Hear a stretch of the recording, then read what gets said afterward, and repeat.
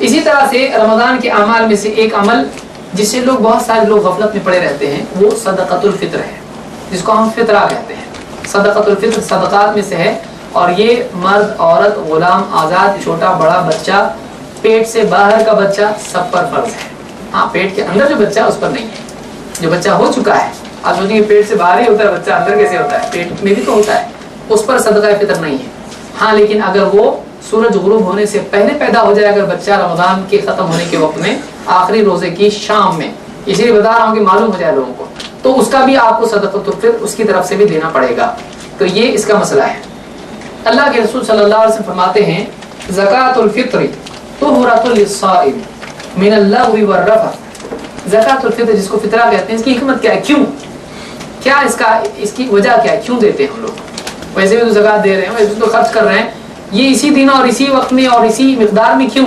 آپ نے فرمایا کہ زکوٰۃ الفطر روزے دار سے جو بے حیائی کی اور بے فائدہ چیزیں، غلط چیزیں جو نہیں ہونا چاہیے تھا، ایسی چیزیں جو ہو جاتی ہیں روزے کی حالت میں، اس سے زکوٰۃ الفطر اس کو پاک کر دیتی ہے۔ وہ کمپنسیشن ہے غلطیوں کے لیے، وہ کفارہ ہے اپنی غلطیوں کا جو روزے کی حالت میں ہوئے ہیں، جو غلطیاں ہوئی اس کا کفارہ ہے۔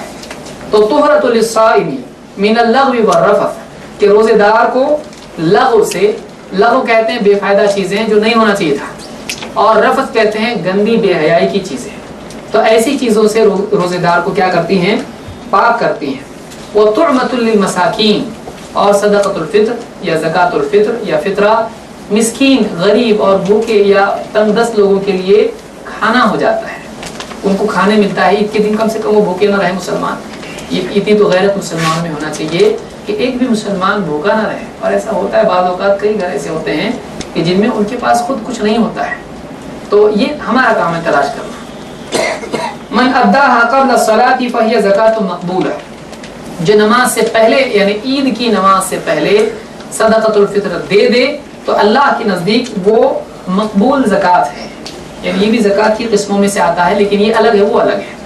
تو فہی زکوٰۃ مقبولہ، تو یہ اللہ کے نزدیک مقبول صدقہ ہو جاتا ہے۔